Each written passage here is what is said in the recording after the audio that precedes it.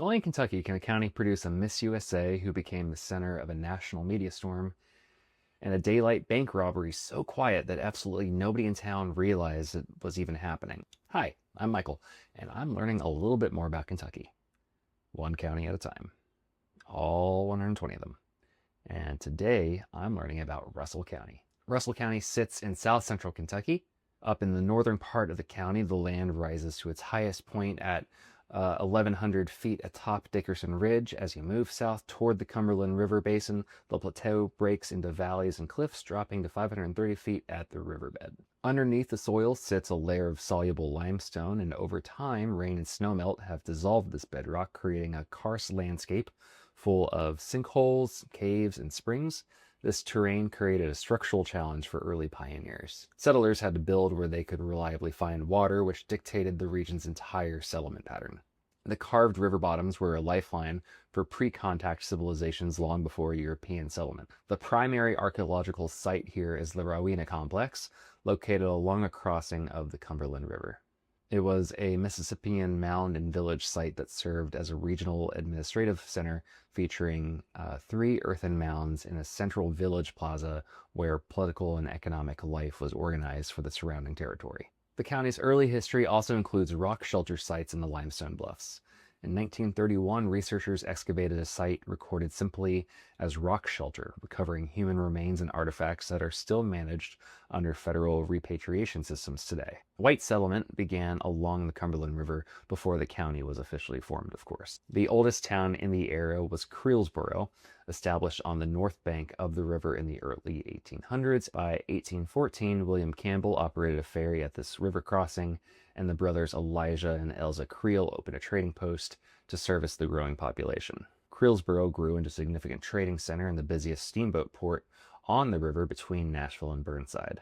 At its height, the small community housed 3 stores, an inn for steamboat passengers, a school, and its own independent bank. Russell County itself was established in December of 1825 from parts of Adair, Wayne, and Cumberland counties. It was named for Colonel William Russell, a veteran of the Revolutionary War and the frontier border conflicts, who later served as a legislator in the early Kentucky state government. Jamestown was chosen as the county seat and laid out in 1826 by surveyor Caleb Pickett.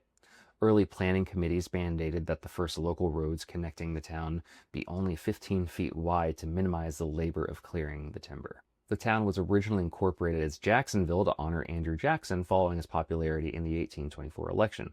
Within a year, an anti-Jacksonian political faction loyal to Henry Clay took control of the local government, though.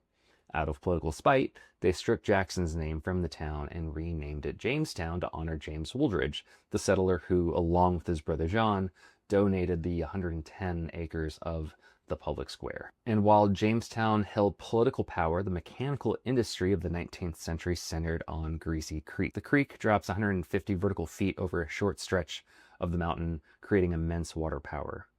And around 1800, entrepreneurs built a pulp paper mill just below the modern Moore's Schoolhouse Road Bridge.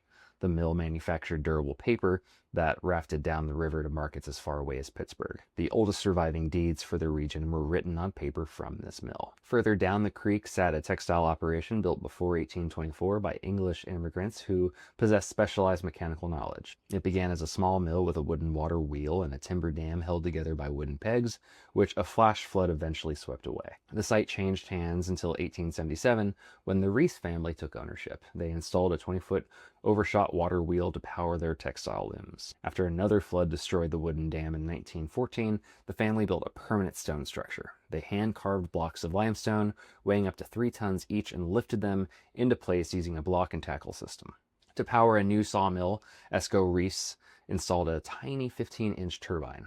Local millwrights laughed, believing it was way too small to cut hardwood logs, but the turbine produced 100 horsepower and successfully ran the mill. Reese proved the design's efficiency so thoroughly that he was hired to install dozens of these turbines across the region. Greasy Creek also hosted an iron foundry that manufactured commercial stoves using coal and iron ore mined within the county and hauled by wagon from nearby Clinton County. In the 1920s, the Carna Company built an oil refinery along the Creelsboro Road.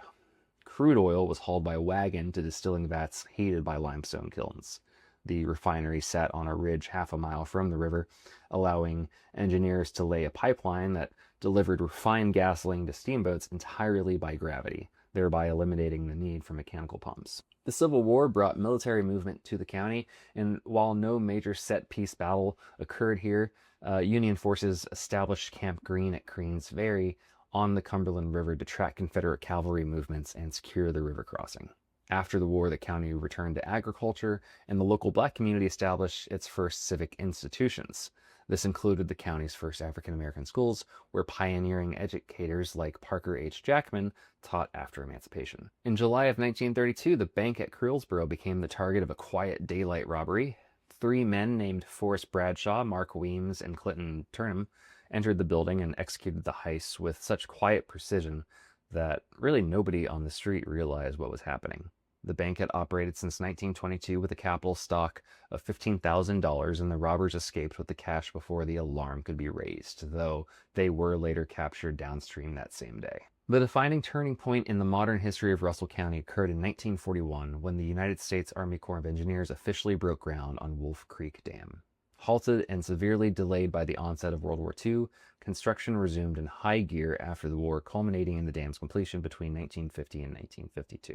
The combined concrete and earth structure stands 258 feet high and is over a mile long. It impounded the Cumberland River to create Lake Cumberland, a reservoir stretching 101 miles with over 1,200 miles of shoreline. It's the largest man-made lake by volume east of the Mississippi River. The project permanently altered the county's geography by flooding the fertile bottomlands. The historic town of Blairsville, established in 1847 by William Lair, was completely submerged by the rising lake, ending service on the Rowena Ferry, which ran across the channel. Downstream, the port of Crewellsboro lost its steamboat traffic as commerce shifted to highways, causing the community to become a quiet ghost town instead. The limestone geology beneath the dam quickly created an emergency. In 1968, engineers discovered muddy water leaking into the outflow channels and sinkholes forming near the structure.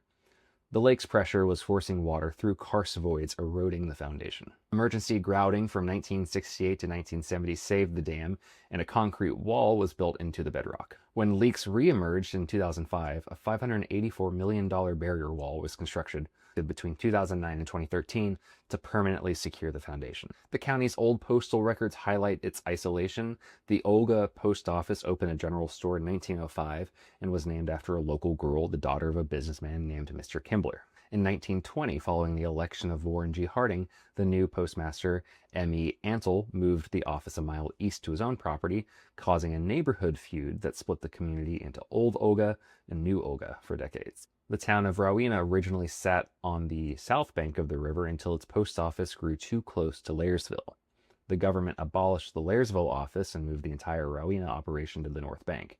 Discontinued post offices in the county bore names such as Ono and Wild Goose, which was named directly for the river shoals. There's also the community of Yukon. It stands out as a complete linguistic mystery on the old postal maps.